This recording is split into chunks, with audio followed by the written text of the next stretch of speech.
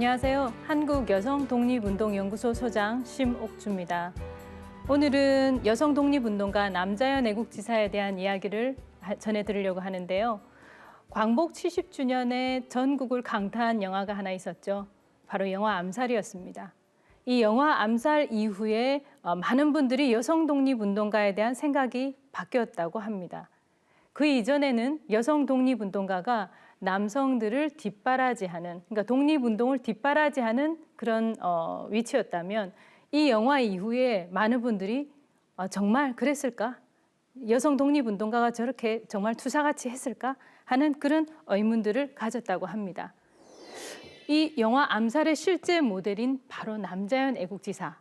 과연 이 남자연 애국지사가 정말 일본 총독을 암살했는가? 아니면 정말 총과 칼을 들고 현장에서 저렇게 누비면서 독립운동을 했었는가 하는 부분에 대해서 한번 오늘은 살펴보도록 하겠습니다. 남자연 애국지사에 대해서 그 당시에 많은 언론사들이 질문이 들어왔었습니다. 또는 많은 학생들에게 저에게 또 질문을 했습니다. 정말 영화처럼 실제로 총을 들고 여성이 싸웠나요? 라는 질문도 했었고요. 실제로 일본 총독을 암살했나요? 라는 질문도 들어왔었고요. 또 그 외에는 여성들은 그러면 정말 어떤 활동을 했나요? 우리가 생각하기에는 남성 독립운동가들이 앞장서서 있을 때 여성들은 뒤에서 집안일을 한다든지 이런 식으로 보조하는 역할을 했었는데 과연 여성들은 그 당시에 일제강점기 때 어떤 활동들을 했었나요? 라고 질문들을 많이 했었습니다. 그리고 그 이야기를 들으면서 이 영화에서 다루어지지 못했던 하나의 스토리를 먼저 소개해 드리려고 합니다. 영화 암살에서는 이 남자연 애국지사가 총을 들고 막 지붕 위를 뛰어다니면서 했던 그 모습을 보면서 많은 분들이 정말 저렇게 뛰었을까? 라고 질문을 했는데 저는 그 영화보다도 더 뭉클했던 것은 바로 남자연 애국지사의 유언이었습니다. 마지막으로 남자연 애국지사가 남긴 유언이 바로 249원 80전이었습니다. 249원 80전이 도대체 얼마길래, 그리고 또 이게 무슨 의미길래 이게 영화보다 더 뭉클했던 유언이었을까? 자, 그러면 이 남자연 애국지사의 마지막 유언이 249원 80전부터 먼저 알고 넘어가도록 하죠. 남자연 애국지사의 그 당시 전 재산은 249원 80전이었습니다. 그런데 이 전 재산을 어떻게 써라 라고 유언을 남깁니다. 200원은 내가 죽더라도 내 나라가 독립이 되는 날, 그날 나라의 독립 축하금으로 200원을 바쳐라 라고 얘기를 합니다. 숨이 넘어가기 일부 직전의 상황에서 또 이 일제로부터 많은 고문을 당해서 몸이 피폐해져 있는 상황에서 이 자신의 전 재산 중에서 200원을 국가를 위해서 내 조국의 독립 축하금을 바쳐라 라고 얘기했습니다. 그 다음에 49원 80전은 그 다음 세대가 중요하다고 얘기했습니다. 지금 독립운동을 하고 있는 이들의 정신을 이어받은 그 다음 세대가 중요하기 때문에 49원 80전에 대해서는 내 손자에게 그리고 친정에 있는 증손자에게 그것을 고스란히 줘서 이들이 그 독립정신을 이어받도록 해라 라고 얘기했습니다. 이렇습니다. 우리가 죽음에 임박했을 때 그리고 그 당시에 내가 가지고 있는 전 재산이 마저도 나라를 위해서 또는 독립정신이 그 다음 세대에게 계승되기 위해서 뭔가 이렇게 유언을 남겼다는 것은 정말 뭉클한 상황이었을 겁니다. 임종 당시의 그 당시의 상황에 대해서는 나중에 뒤에 설명하기로 하고요. 남자연 애국지사에 대한 수식어는 이렇게 있습니다. 독립군의 어머니, 그리고 양반가 여성이었던 분, 또는 3.1운동에서 이분도 뭔가를 뛰었다는 겁니다. 3.1운동에서 뛰었던 여성, 그리고 독립투사, 또는 노파 남자현. 왜 노파 남자현이라고 했을까? 그거는 이후에 또 확인을 해보죠. 그다음에 만주의 여걸. 남자연 애국지사의 주요 활동지가 국내 활동지에서 국외로 넘어갔을 때 국외의 주요 활동지가 바로 만주 지역이었습니다. 그래서 만주의 여걸, 그 다음에 총독 암살. 이런 수식어들이 남자연 애국지사를 대변하고 있습니다. 그러면 첫 번째로 양반가 여성이었던 남자연 애국지사는 어땠을까 한번 보도록 하죠. 자, 남자연 애국지사의 친가하고 그다음 혼인한 이후의 시가 같은 경우에는 조금 약간 차이도 있지만 남자연 애국지사가 새로 여성 어떤 리더로서 진취적인 여성으로 변하는 데 있어서 참 중요한 포인트가 되었던 것이 바로 여성은 혼인이라고 하는 부분이고 그다음에 자식을 낳으면서 여성은 또 많은 변화를 하게 됩니다. 친가는 통정대부 출신 남정한 아버님과 그다음에 이시부인 사이에서 둘째 딸로 태어났습니다. 그리고 남자연 애국지사가 자라나면서 이 남편에게 혼인했을 때 나이는 19세였다고 합니다. 그리고 남편은 30살이었어요. 그럼 나이 차이가 꽤 났죠? 꽤 났는데 남자연 애국지사가 남편을 존경했던 이유. 자, 그 이전에 남편은 1896년 7월 달에 진복은 흥구 전투에서 얼병 전투에 참전을 했다가 순직을 하고 맙니다. 19살 때 시집을 와서 남편이 또 얼병에 또 참가를 했고요. 그리고 또 전투에서 순직을 했습니다. 자, 여성의 인생이 완전히 뒤바뀌어지는 한 순간입니다.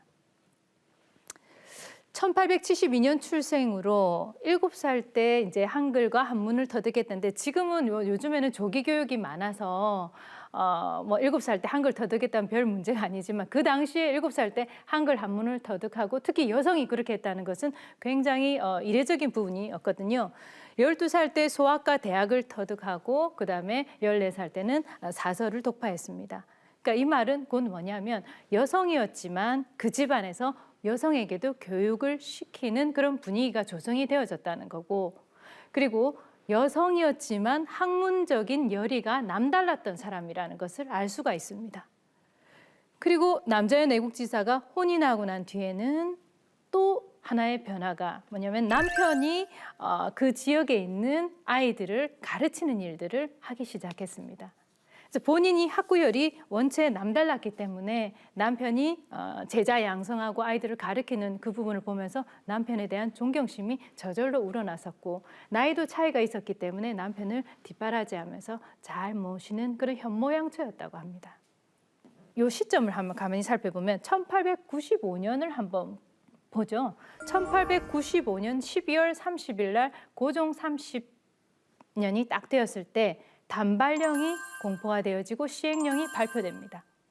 그리고 이 시행령이 발표되고 난 이후에 1896년도 1월 11일 날 경북 안동 지역에도 단발령 시행을 공포를 하게 됩니다. 그러니까 그 당시에 단발령이라고 하는 것은 머리를 이렇게 자르고 간다는 것은 이 유교 사회에서 엄청나게 큰 일이었거든요. 그래서 유림들이 반발을 했었고 특히 일제의 어떤 그런 보이지 않는 이 침략적인 이 속성과 이런 부분에 대해서 저항하려고 하는 움직임들이 굉장히 많이 움직이고 있었는데 단발령 시행이 하나의 큰 치명타를 입히는 거죠. 그래서 지역에서 얼병 운동이 일어납니다. 1896년 1월 11일 단발령 안동 지역의 단발령 시행 이후에 그 해의 7월 11일 날 남편은 얼병투쟁에 참여를 했었고 전사를 하십니다.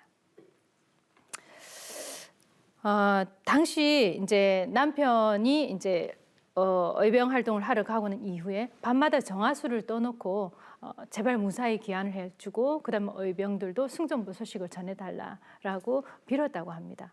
그랬는데 승전부 소식이 하나 전해지고 얼마 되지 않아서 남편이 현장에서 전쟁터에서 전사를 했다라는 소식을 들었습니다. 그 당시 남자연 애국지사는 임신한 상황이었고 아이를 가진 상황, 남편은 그 상황을 모르는 상황이었습니다. 남편이 돌아왔을 때 당신 아이를 가졌다라고 이야기를 하려고 기다리고 있었는데 남편이 돌아가셨다는 소식에 굉장히 참담함을 금치 못하는 그런 상황이 진 거죠. 그리고 1897년도에 유복자인 아들 김성삼을 낳습니다. 그리고 이후에 시부모님을 복양하고 또 아니면은 이 안동이라고 하는 이 지역이 산골에 가까워요. 이제 여기에서 명주를 천을 떠가지고 대구 지역에 가서 판매를 하고 그 수익금으로 여성들 계몽시키려고 뭔가 움직이는 자기 나름대로의 뭔가를 해야 되겠다. 남편 정신을 이어야 되겠다. 그런 생각으로 여러 가지 활동을 하면서 뛰어다니기 시작합니다. 그리고요. 이때 이제 1907년도에 이르러서 의병이 제대로 이제 일어납니다. 이 당시 이제 정미의병이죠. 근데 1907년 이전에 1906년도에 경북 안동에는 또 어떤 상황이 조성되어졌나 하는 걸 보면 여성들이 어떻게 의병 활동에 뒷바라지하고 움직였는가 하는 부분도 가늠해 볼 수가 있습니다. 1906년도 시점에는 경북 영양에는요. 교회하고 선교사하고 그다음에 지역 개신교가 본격적으로 확산되는 시점이었습니다. 이 지역에서 이 종교가 확산된다는 것은 여성들에게 굉장히 중요한 영향을 미쳤습니다. 특히 이 기독교라고 하는 이 종교는요, 남녀 평등, 그다음에 인간 존중 이런 그 사상들을 담고 있었기 때문에 이런 사상들이 고스란히 그 지역에 전파되어지면서 여성들도 우리도 뭔가를 해야 되겠다. 또는 여성이 그동안 집안에서만 살림을 살고 있는 한 사람으로 그치지 않았다라는 것을 스스로 자각하게 되는 그런 시점하고 맞물려 있습니다. 그 이후에 그 다음 해인 1907년도에 의병이 일어났을 때 그때 남자연 애국지사는 친정 아버지, 그러니까 친정에서 머물렀습니다. 왜? 친정이 바로 의병 관련해가지고 지역 인사들, 의병 관련된 많은 사람들이 모여있던 집결지였던 거죠. 그곳에서 이제 남자연 애국지사는 활동이 달라지기 시작합니다. 그 이전에는요, 부모를 복양하고 뭔가 여성들에게 계몽의식을 심어줘야 된다 하는 차원에서 진행이 되어졌다면 1907년도부터는 이제는 달라지기 시작하는 겁니다. 그때는 의병 활동을 하기 위해서 이분들을 지원하는 것은 물론이고 그다음에 정보를 수집하는 역할도 하게 되고요. 그다음에 모집하는 역할도 하게 되고요. 그다음에 후방을 교란시키거나 아니면 엉뚱한 정보를 흘려가지고 그 상황을 좀 교란시키는 그런 것까지도 하면서 거기에 깊숙하게 들어갑니다. 그러니까 친정이 의병 활동을 하게 되는 하나의 집결지였던 거죠. 그곳에서 남자연 애국지사는 이제는 집안에서 있는 여성, 이 현모양처의 모습이 아닌 국가를 생각하는 하나의 여성으로서의 모습으로 이제 한 걸음 더 다가가게 됩니다. 또한 아버지 부친의 영향이 굉장히 컸던 것으로 이제 봐집니다. 그런 이제 와중에 시간이 좀 지나서 3.1 운동이 시작되어지는데 금방 친정 집안을 얘기를 하다가 3.1 운동으로 훅 넘어가는데요. 이 과정에서 남자연 애국지사가 왜 경북 영양에 있다가 서울로 상경하게 되는가 하는 그런 계기가 된 것이 바로 이 3.1 운동 시기입니다. 친정 아버지가 말 그대로 이 친정집이 의병 운동하는 데서의 하나의 그 연락책 또는 아니면 그들을 모집하는 하나의 장소가 되다 보니까 일제로부터 관심을 받게 되는 것은 당연한 부분이고요. 또는 그들의 활동에 대해서 굉장히 주시하는 상황이 된 겁니다. 그런 차에 친정 아버지가 집으로 돌아오시는 귀갓길에 피습을 당하고 사망하십니다. 그래서 그 시신을 수습하기 위해서 일본 경찰을 찾아갑니다. 하지만 일본 헌병대는 그 시신을 내주지 않았습니다. 왜? 주요 인물이라는 거죠. 그래서 그 시신을 수습하는 것도 한참이나 시간이 걸렸습니다. 그리고 얼마 지나지 않아서 친정 오빠마저도 실종이 되어지고 죽은 채로 발견이 됩니다. 친정집에 마음을 의지를 해서 그곳에서 뭔가 독립운동을 할 수 있는 그런 심리적인 부분을 키우고 있었는데 이 친정집의 아버지, 오빠까지 전부 다 갑자기 돌아가시게 되는 거죠. 그래서 상실해 있던 그 시점, 그 시점이 바로 이 3.1 운동을 준비하는 시점하고 맞물려져서 넘어갑니다. 잘 아시다시피 3.1 운동은 우리나라 3.1 운동은 일본 도쿄에서 동경에서 했던 28 독립선언 그리고 그 이전에 거슬러 올라가면 윌슨의 민족 자결주의 그다음에 고종 황제승화 이거하고도 같이 다 연결되어져서 우리 국민들이 그 당시 우리 민족들이 가만히 있어서는 안 된다. 우리가 뭔가 우리의 목소리를 내야 된다 하는 그런 분위기가 고조되어졌고 거기에 하나 불씨를 당긴 것이 바로 일본 동경 한복판에서 대한민국 완세를 외쳤던 28 독립선언이었습니다. 그 흐름으로 3.1 운동이 준비가 되어지고 이 3.1 운동이 준비되어지는 과정에서 1919년도 2월 26일 날 남자연 애국지사는 한 통의 편지를 받습니다. 그리고 이 한 통의 편지를 받으면서 이후에 본인의 삶은 완전히 뒤바뀌게 됩니다. 이 한 통의 편지에는 어떤 내용이 있었냐면요. 남대문에 있는 거주하고 있는 김 씨 부인이 이제 보낸 편지였습니다. 이렇게 올 수 있었던 것은요, 경북 영양 지역의 기독교라든지 이런 종교적인 영향들하고 그 다음에 여성들의 의식 변화, 여성들의 활동하고도 긴밀한 연관성이 있었다는 것을 알 수가 있습니다. 다음 달 초 3월 1일 날 만세운동을 준비합시다. 서울 연희전문학교, 지금으로 좀 연세대거든요. 연희전문학교 근처 교회당에서 우리가 만나서 무언가를 합시다. 라고 하는 한 통의 편지가 딱 전달되는데 아버지도 돌아가시고 그다음에 오빠까지 돌아가시고 마음이 상실되어 있었던 이 남자연 애국지사에게 그 편지를 받는 순간 그냥 보찜을 바로 싸서 서울로 상경을 하십니다. 그 심정 좀 이해가 될 것 같아요. 어쩌면 그분도 살아야 될 이유를 찾기 위해서 그 편지를 받고 상경했는지도 모르겠습니다. 여성에 있어서 남편이 돌아가시고 그리고 친정아버지가 돌아가시고 오빠마저 돌아가시고 살아야 될 이유를 찾아야 될 시점이었던 것은 아니었을까 하고 가슴이 좀 뭉클해지는 부분이기도 하거든요. 이 한 통의 편지를 받고 서울 상경을 하게 되고요. 서울 상경을 하고 난 이후에 3월 1일 날 오후에는 신촌 거리에서 쪽집머리를 한 여성이 대한독립선언서를 나눠주고 있는 모습이 포착이 되어집니다. 바로 남자연 애국지사였습니다. 3월 1일 오후에 신촌 거리에서 쪽을 진 여성이 나와서 독립선언서를 나눠주고 있다. 그 서울 같은 경우는 그 당시에 굉장히 괴화 여성이 많았거든요. 많았는데 그 중에서 나이가 좀 있으신 분이 그 당시에 움직였던 나이가 47살이었습니다. 그리고는 독립선언서를 배포했던 이 남자연 애국지사는 여기에서 머물러서는 안 되겠다라고 생각을 하고 3월 9일 날 만주행 열차에 몸을 싣습니다.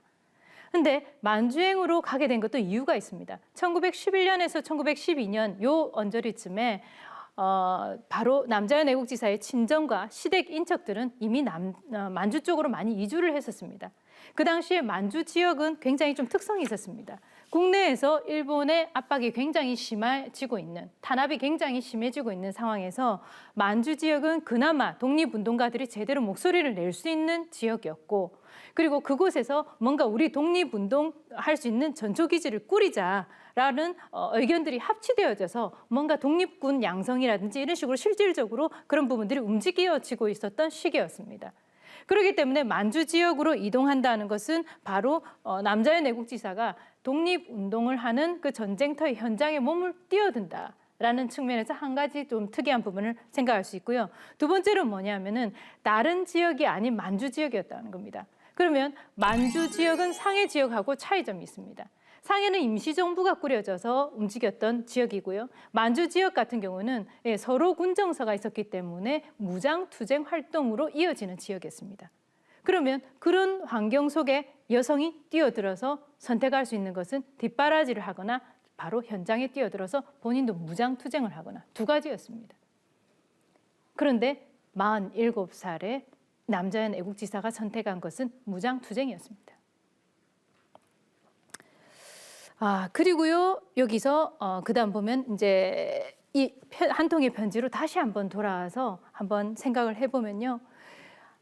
아버지의 피습과 친정 오빠의 실종, 죽음, 그리고 이런 것들이 대한독립선언서 이것을 배포하는 하나의 그 인격체로 당당하게 서게 되는 거고, 또는 대한독립여자선언서라고 하는 여성들이 모여서 만든 이 선언서의 그 여파로 여성들도 뭔가를 해보자 하고 움직이는 하나의 그 물결 흐름 속에 스스로 몸을 던진 거나 다름없었습니다. 자, 그리고 이제 세 번째로는요, 만주 지역의 남자연을 한번 살펴보도록 하겠습니다.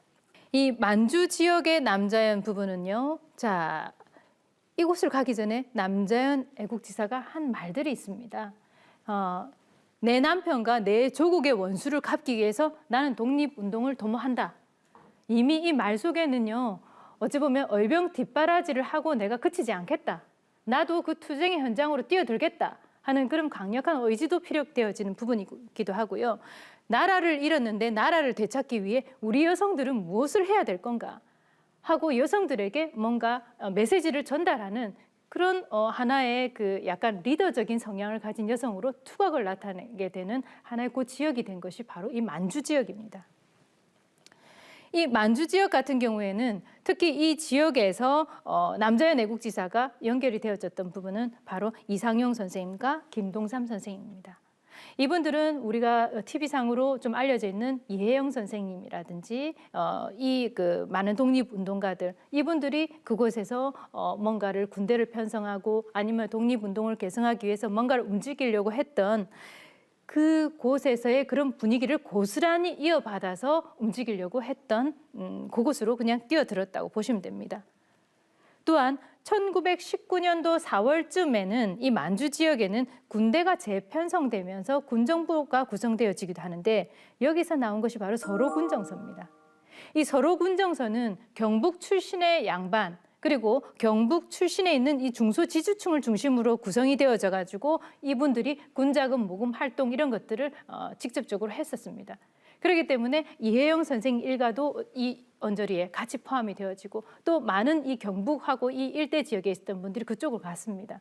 그러면 그분들이 경북 지역에 계신 분들이 그곳으로 간 이유는 의병 투쟁을 했었던 그 수뇌부들이 그쪽으로 가서 이거는 분명히 장기전으로 될 거다.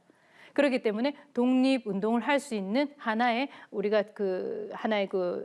우리가 싸울 수 있는 곳을 확보를 해야 된다 하는 그런 마음들이 그곳에서 피어나게 되는 거죠. 그래서 그곳에서 서로군정서는 군자금 모금을 한다든지 아니면 독립군 양성을 한다든지 또는 아니면 게릴라 활동, 그러니까 일본의 그 헌병대가 있는 경찰서 이런 부분을 급습을 한다든지 아니면은 그들이 지나가는 다리를 폭파한다든지 이런 게릴라 활동들을 했습니다. 좀 격하죠. 근데 이곳으로 이제 여성이 들어간 거예요. 그래서 이 남자연 애국지사의 주요 활동지를 이렇게 보면은 서울에서 시작해서 통화 지역으로 가서 그다음에 앵목현으로 갔다가 환인현으로 갔다가 그다음에 길림 사건, 도산 안창호 선생님을 비롯해서 우리나라의 지도자들 47분이 투옥되는 사건이 있습니다. 거기에서도 또 하나의 본인의 존재감을 발휘하고 1932년 하얼빈에서 이제 검거가 되십니다.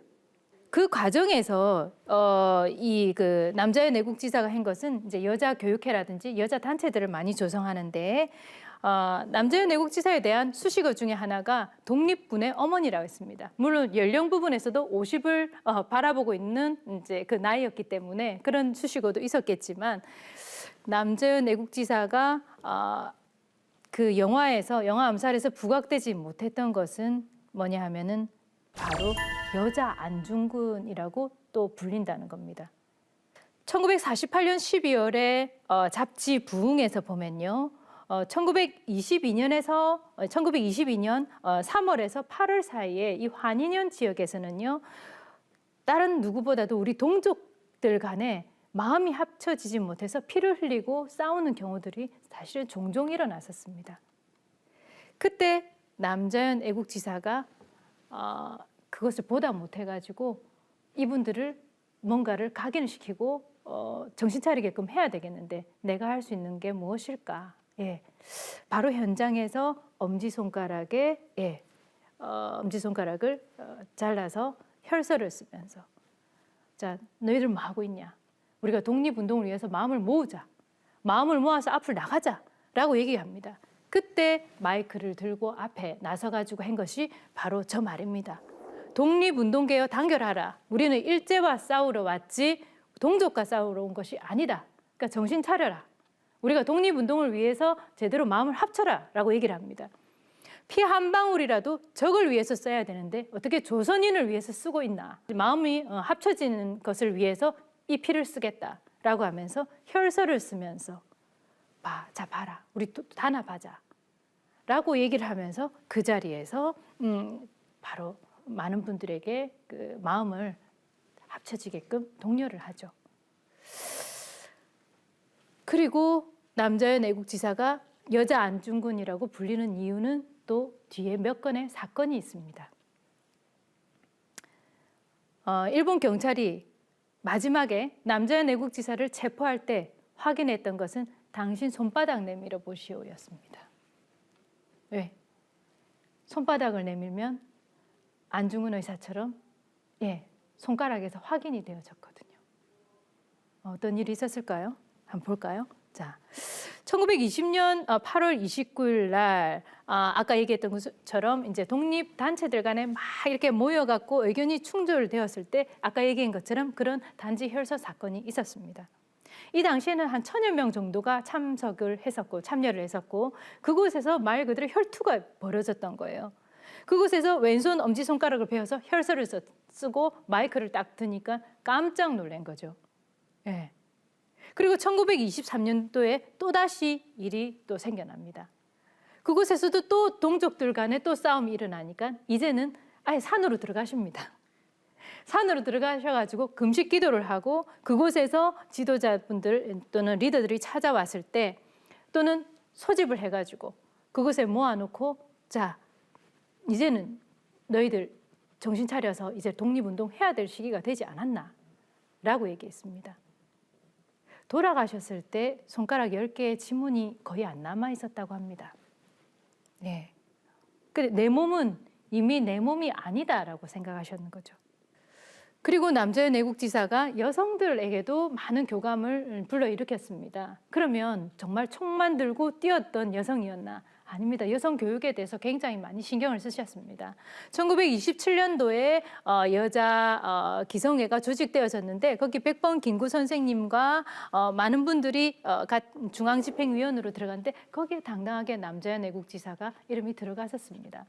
그러면 임정하고도 관련이 있었고 그 다음에 무장투쟁 활동을 했던 그 서로군정서에서도 굉장히 중요한 위치를 차지하고 있었고 또는 아니면 많은 독립운동가들의 어머니로서 자신의 위치나 또는 자신의 말하는 거나 이런 부분을 집중시킬 수 있는 어떤 그런 자리에까지도 있었다는 것을 가늠해 볼 수가 있습니다. 그리고 이제 남자연 애국지사를 보면서 특이한 것은 뭐냐면요. 과거에는 이랬는데 그 다음에 현재는 이렇고 그 다음 또 미래는 이렇고 이 시점들이 바뀌어졌던 하나의 변화의 그 포인트가 되는 시점들이 있습니다. 아까 얘기했던 것처럼 서울에서 내려왔던 한 통의 편지 그것이 하나의 또 하나 계기가 되었었고요. 그 다음에 여성들 같은 경우에도 마찬가지입니다. 여성들 같은 경우에도 여성들을 조직을 해가지고 이 부분을 여성들 교육 그다음에 여성들 관악회, 여자 관악회, 환인연에서 이걸 조직합니다. 1923년도에 환인연에서 여자 관악회를 조직하고 이후에 여자 기성회 부분에서도 활동을 하게끔 또 이 관련돼 있는 단체 20개 정도가 구성되어지고 움직이는데 하나의 중요한 교두보 역할을 했던 인물이 바로 남자연 애국지사였고요. 그런데 이 남자연 애국지사가 정말 영화 암살에서처럼 총을 들고 권총을 휴대하고 나 이제 진짜 일본 총독이든 정권대사든 처단을 하러 가야 되겠다 하고 본격적으로 움직이는 시기가 있습니다. 그 계기가 된 것이 바로 1927년도 길림 사건입니다. 길림 사건은 1927년도 2월 말에 도산 안창호 선생님을 비롯해서 독립운동계 또는 학생 지도자 또는 아니면 핵심 지도자 그리고 학생들까지 많은 사람들이 독립운동가들의 지도자에게 관심을 가지고 있던 그 시점에 중국 관원에게 검거됩니다. 47분이. 여성도 물론 검거되었습니다. 그런데 구속 대상에서는 제외되었기 때문에 남자연 애국지사는 풀려납니다. 그리고요, 남자연 애국지사는 구속 대상에서 제외된 것도 속상하다는 거죠. 속상하기 때문에 나는 구명운동을 벌이겠다 하고 현장으로 뛰어듭니다. 이 당시에 도산 안창호 선생님이 이게 검거가 되어지면서 임정도 발칵 뒤집어졌습니다. 그래서 임정, 그다음에 사회단체, 학생들, 그다음에 지역에 있는 많은 우리 그 민족들 전부 다 움직입니다. 움직이면서 이들을 석방해야 된다라고 탄원서를 넣기 시작했고요. 결국 이들의 움직임은 중국 신문에까지 게재되어집니다. 그러면서 중국이 시끄러워질 것 같으니까 나중에 결국 다 석방이 되어지십니다. 그 당시에 숨은 공로자로 남자연 애국지사를 많이 주목하고 있습니다. 요거는 독립군의 어머니라고 칭호를 했던 남자연 애국지사에 관련된 기사가 나온 부분이고요. 이 기사 부분에 대해서는 이제 아드님이 뒤에 어머니에 대한 부분을 증언을 하면서 이렇게 나왔습니다. 자, 그러면은 그 다음번은 아마 좀 남자연 애국지사가 왜 영화 암살의 모델로 되었을까 하는 부분을 알 수 있는 총독 암살의 남자연 부분으로 한번 들어가 볼게요. 이 그림은요, 고등학교 1, 2학년 학생들 9명이 그렸는 거를 퍼즐처럼 붙였는 겁니다. 올해 저희 연구소에서는 내년 3.1운동 100주년을 앞두고 원래 3.1운동이 1919년도에 일어났지만 불씨는 그 전에 튀어졌거든요. 그리고 3.1운동 당시에 학생들이 없었으면 3.1운동이 그렇게 일파만파 퍼지지 못했어요.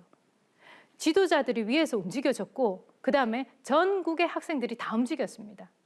그렇기 때문에 우리가 학생들 비밀결사대 조직되어졌는 거, 학생들이 보이지 않는 이 결사항전 이런 부분, 그 다음에 여학생들 같은 경우도 어떻게 학교 도서실에서 밤에 숨어가지고 촛불을 켜놓고 도서실 커튼을 뜯어서 태극기를 만들었던 그런 사연들을 접할 때 이 학생들이 없었으면 3.1운동의 불씨는 제대로 튀어지지 않았을 거다라고 저는 얘기하고 싶습니다. 그래서 그 정신을 오늘에서 3.1운동 100주년 내년을 앞두고 올해 저는 전국으로 우리 학생들하고 고등학교 1, 2학년 학생들하고 움직이고 있습니다. 그 첫 번째로 이제 여성 독립운동가 33점을 저희가 이 고등학교 1, 2학년, 그러니까 미래의 디자이너를 꿈꾸는 학생들과 같이 이걸 했고요. 그리고 요거를 지금 전국적으로 전시를 하고 있는데 올해 전시만 지금 10회, 그리고 해외 호주 광복회, 호주까지 저희가 전시가 올해 계획이 되어져 있습니다. 그 중에서 영화 암살의 남자연 애국지사의 모습을 고스란히 묘사했던 요 그림이 너무 예뻐가지고 지금 들고 들어왔는데요. 자, 남자연 애국지사는 과연 총독 암살을 했을까? 암살 시도 부분으로 들어갈게요. 자, 남자연 애국지사의 이제 활동이 아까 길림 사건 이제 그때를 이제 시작으로 해서 많이 바뀌어졌다 얘기했습니다. 3.1운동 이후에 우리나라에 취임했던 일본 총독이 있었습니다. 바로 사이토 총독인데요. 이 사이토 총독은 문화 정치를 폈습니다. 지식인들을 변절시키기 위해서, 그 다음에 역사를 왜곡시키기 위해서 우리나라의 문화 속으로 파고들기 시작했습니다. 동주, 윤동주 시인, 그 영화가 나왔을 때 바로 우리 지식인들이 그런 식으로 피폐하게 피말라 들어가고 있었거든요. 그때 변절하게끔 또는 역사를 왜곡하고 이 조선인은 무지하다, 이 무지한 조선이라는 키워드를 형성화시키기 위해서 움직였습니다. 이 사이토 총독을 바라보는 독립운동가의 심정은 참담했습니다. 그래서 남자연 애국지사는 사이토 총독을 내가 죽이러 가야 되겠다. 50대의 엄마가 대단합니다. 네. 총 한 자루를 들고 탄환 8발을 들었습니다. 그리고 이 총독을 죽이기 위해서 나섭니다. 네. 떠나기 전에 아들을 만납니다. 아들을 만나서 손을 잡고, 왜 또 우리 그 백번 김구 선생님하고 윤봉길 의사가 그렇게 그걸 했듯이 정말 이 그 남자연 애국지사도 떠나기 전에 아들 손을 잡고 얘기를 합니다. 아버지 없는데 아버지 없이도 잘 자라줘서 정말 고맙다. 응? 그리고 혹시 어머니에게 무슨 일이 생기더라도 이 어미를 자랑스럽게 여겨달라. 그리고 앞으로 이 어미가 없더라도 너는 조국 독립에 힘쓰는 사람이 되어라. 라고 얘기를 하면서 아들 손을 놓고 떠납니다. 1926년 4월에 사이토 총독을 처단하기 위해서 남자연 애국지사는 박청산, 김문거, 이청수 등과 함께 권총을 쥐고 나섰습니다. 그리고는 때를 기다리고 보고 있습니다. 이제는 정확하게 어떤 때를 딱 맞춰서 하는 게 중요하니까. 현장에 도착해 보니까 경계가 너무 삼엄합니다. 경계가 너무 삼엄해서 이걸 어떻게 해야 되나 하고 살펴보고 있었습니다. 자, 그리고는 그 사이를 대략 이제 맞추고 있었습니다. 그랬는데 거사 준비를 바로 하고 우리가 내일 모레 거사를 하자라고 마음을 전부 다 이제 합심해서 하고 있는 시점에 4월 28일 날 일이 터졌습니다. 해화동에서 청년 송학선이 참다 못해가지고 일본 고관을 기습해가지고 일본이 경계가 확 삼엄해지기 시작한 겁니다. 그래서 바로 그 다음 날 우리가 이거 거사를 하자 하고 마음을 합치고 있었는데 이 청년이 고관을 기습해 준 거는 정말 고마운데 기습하는 바람에 이거를 접고 그 자리를 떠날 수밖에 없는 상황에 처해집니다. 실패했습니다. 그리고 남자현 애국지사의 총독 암살 이 시도는 거기서 끝나지 않습니다. 과거에 여성들의 권익 신장을 위해서 많이 움직이면서 여성들로부터도 존경을 받고 독립운동가들로부터 존경을 받았고 길림 사건을 통해서 숨겨져 있는 공로자로 도산 안창호 선생님을 또 옥바라지를 또 하면서 왔다 갔다 하면서 숨은 공로자를 했던 이 남자현 애국지사, 그리고 총독을 암살하기 위해서 직접 총을 들고 나섰던 이 남자현 애국지사가 한 번 더 시도하기 위해서 뛰어듭니다. 1932년 2월 국제연맹 대표단의 리톤 조사단이 방문한다는 소식이 전해집니다. 일본이 만주국을 본인이 이제 일본이 만주국을 우리가 이제 그걸 한다라는 부분을 이제 선언하는 그런 중요한 시기이기도 하고요. 만주국 수립을 일본이 만주국을 수립하면서 우리도 인정받고 싶다 하는 그런 제스처 이런 부분에 대해서 이제 국제 연맹에서 대표단이 파견되어지고 이제 그런 부분들이 평남도청 여러 가지 이런 부분을 이제 돌면서 움직입니다. 방문을 하는데 이들이 이제 도쿄도 갔다가 상해도 갔다가 또 아니면 국내도 갔다가 이렇게 많이 움직입니다. 그리고는 하얼빈에서 결과를 발표를 앞두면서 그곳에서 한 일주일간 머문다라는 정보가 들어옵니다. 그래서 남자현 애국지사가 그 총을 놔둘 수가 있나요? 총을 또 준비를 해서 또 닦아서 그걸 총을 들고 나가려고 이렇게 하다 보니까 경계가 너무 삼엄해서 그곳으로 도대체 갈 수 없다라는 생각이 듭니다. 그래서 하얼빈에 보니까 마디얼 호텔에 이들이 머문다 하는 걸 알고 있었고요. 그래서 그러면 내가 할 수 있는 게 뭘까? 우리의 독립 의지를 보여줘야 되는데 할 수 있는 게 뭘까? 그렇게 해서 생각한 것이 뭐냐면 혈서를 전달해야 되겠다. 그래서 1932년 9월 19일 날 남자현 애국지사는 중국 음식점에 다른 독립투사들하고 같이 모여 앉았습니다. 그리고는 그곳에서 왼손 무명지 손가락 2마디를 거침없이 잘랐습니다. 자르고 그 손가락으로 대한독립원이라는 한자를 혈서를 씁니다. 그리고 그 자른 손가락을 접어가지고 보자기에 대한독립원이라고 쓴 혈서와 손가락을 보자기에 싸서 들고 나섭니다. 그리고 이 하얼빈에 있는 이 마디얼 호텔 앞에 서 있습니다. 전해줘야 되는데, 우리가 대한독립을 원한다는 것을 전해줘야 되는데 그 서가 있습니다. 아무리 살펴봐도 경계가 너무 심합니다. 첩첩입니다. 그래서 이걸 뚫고 들어가야 되는데 아무리 내가 들고 들어가려고 해도 분명히 잡힐 것 같습니다. 그런데 가만히 살펴보니까 그곳에서 유일하게 편안하게 왔다 갔다 하는 사람이 보이기 시작합니다. 바로 인력거꾼이었습니다.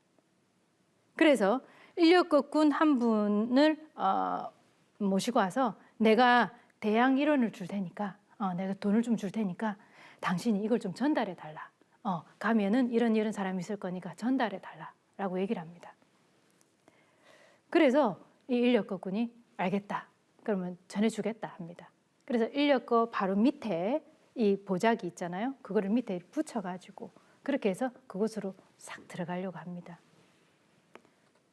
일본 경찰이 인력거꾼에게 멈춰서라 합니다.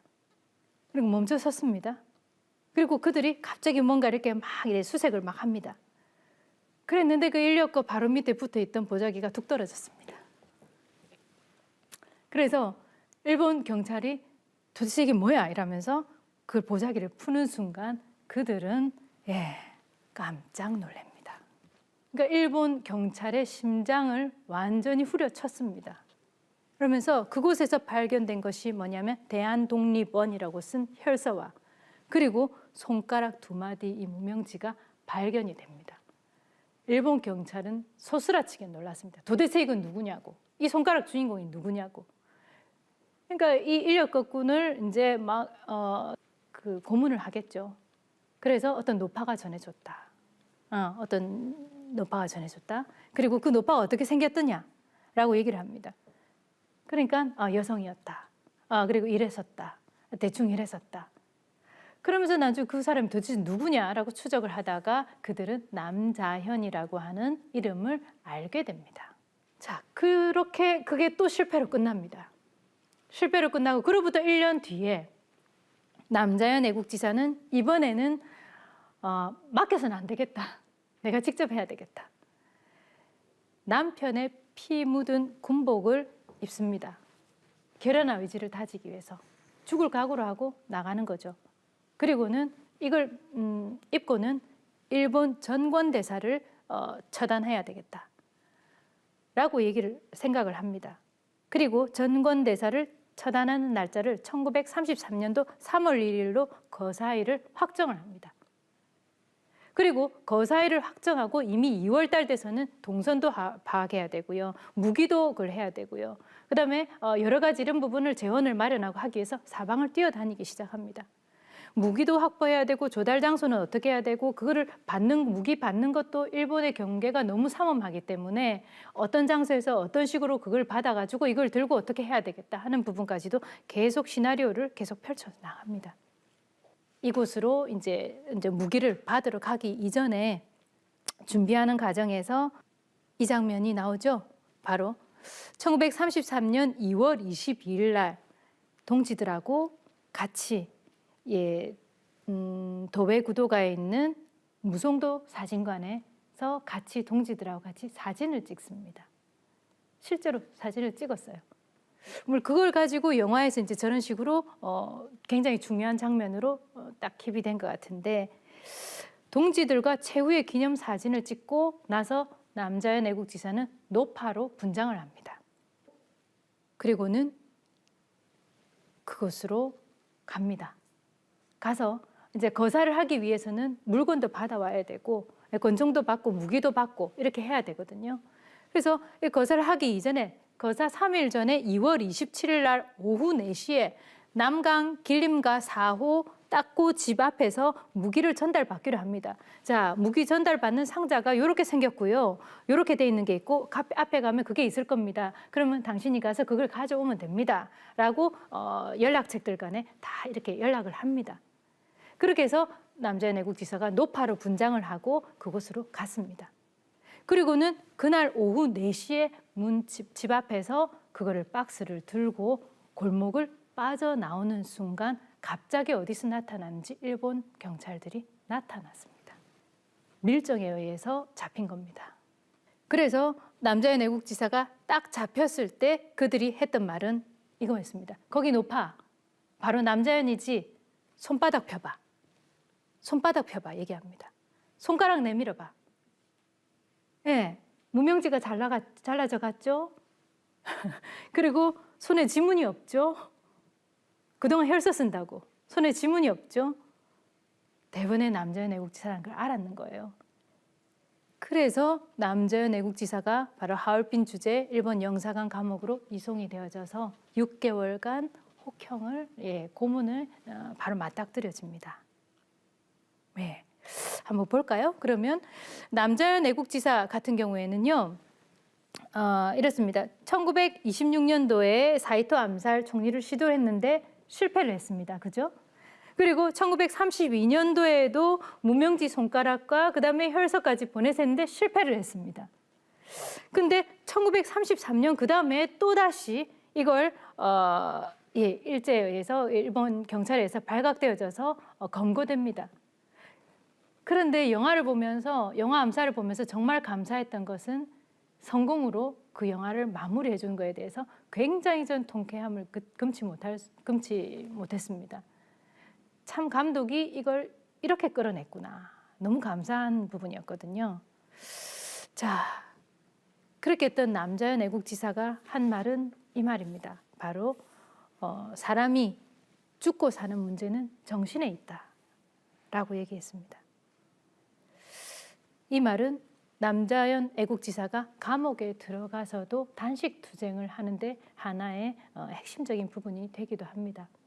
너희들이 준 밥을 내가 먹을 수가 없다. 난 살고 싶지도 않다. 왜 단식 투쟁을 했냐 하면 정신이 온전하면 생명을 계속 이어가면 같은 동지들 이름을 불어야 되기 때문입니다. 그래서 동지들 이름을 불어야 되기 때문에 내가 차라리 빨리 죽는 게 동지들에게 도움이 되는 거다라고 생각을 한 거죠. 그래서 단식 투쟁을 하고 거의 끼니를 먹지 못합니다. 이 사진은요, 임종 직전의 사진이 찍혀진 부분이거든요.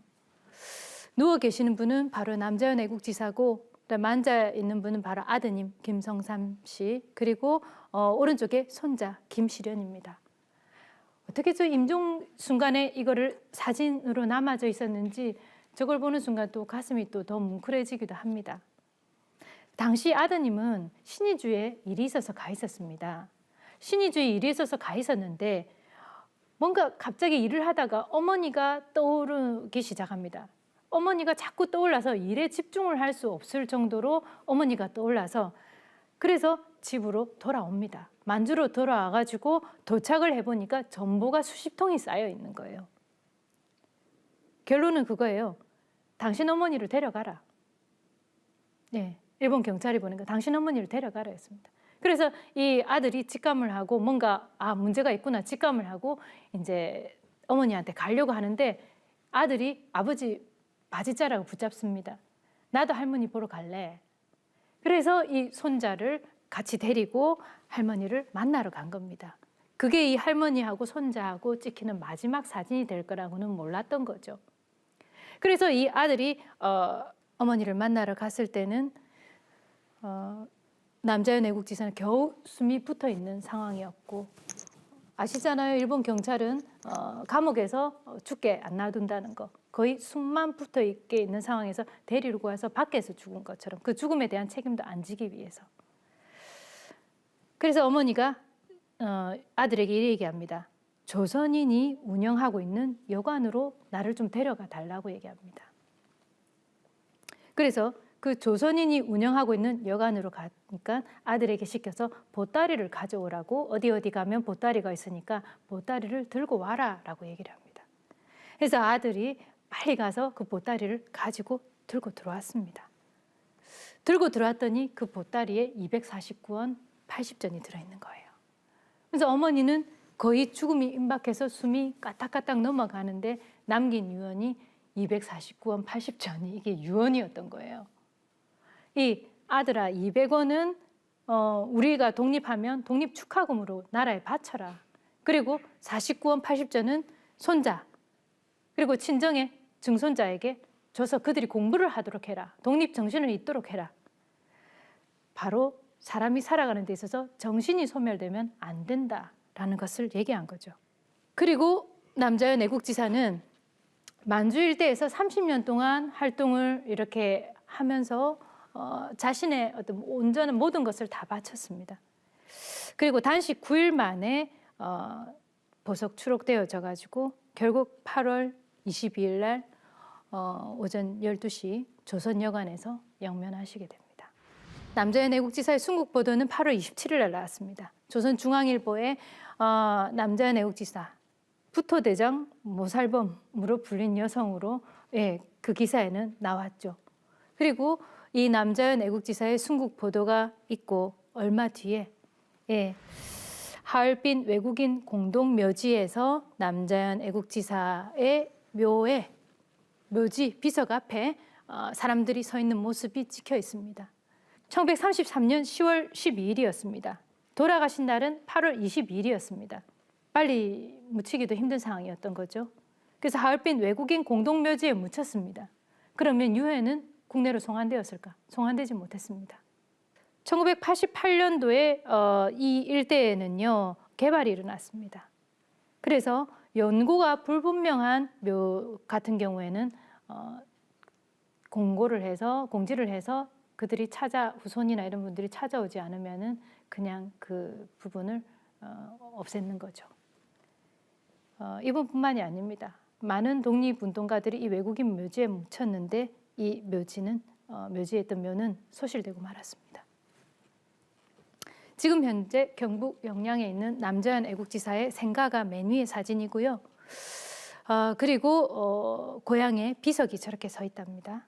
남자연 애국지사를 이렇게 보면서 사실은 실제로는 뭐 정도 감사할 부분이 성공이 되지는 않았어요.